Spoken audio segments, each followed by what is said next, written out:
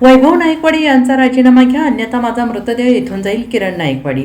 एकतर वैभव नाईकवाडी यांचा राजीनामा घेतला जाईल, नाहीतर माझा मृतदेह या मंडपातून बाहेर जाईल, असा निर्धार ज्येष्ठ नेते किरण नाईकवाडी यांनी बुधवारी येथे व्यक्त केला आहे. किरण नाईकवाडी यांनी कारखान्याच्या विविध विभागात अनेकांची कानउघडणी केली आहे आणि त्यानंतर संतप्त झालेल्या किरण नाईकवाडी यांनी थेट पुढचा निर्णय जाहीर केला आहे. कारखान्याचा परवाना मिळवण्यासाठी नागनाथ अण्णा नाईकवाडी यांनी सलग 8 वर्ष संघर्ष केला होता.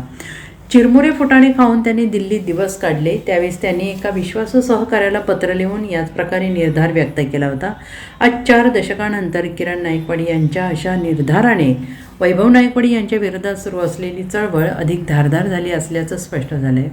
वैभव नाईकवाडी यांच्या राजीनाम्याची मागणी घेऊन सुरू असलेल्या आंदोलनाला महिना पूर्ण झाला तरी अद्याप अपेक्षित यश या आंदोलनाला आलेलं नाही. सनदशीर मार्गाने आंदोलन सुरू आहे, मात्र वैभव नाईकवाडी यांच्यावर रोज नवीन प्रहार केला जातो आहे. शिवाय वैभव नाईकवाडी यांनी गेल्या 20 वर्षात गोळा केलेल्या मालमत्तेची माहिती समोर आणली जात आहे. या सगळ्या प्रक्रियेत किरण नाईकवाडी, गौरव नाईकवाडी, केदार नाईकवाडी हे आंदोलनाच्या केंद्रस्थानी आहेत. Bureau report, SBN Marathi, Walwa.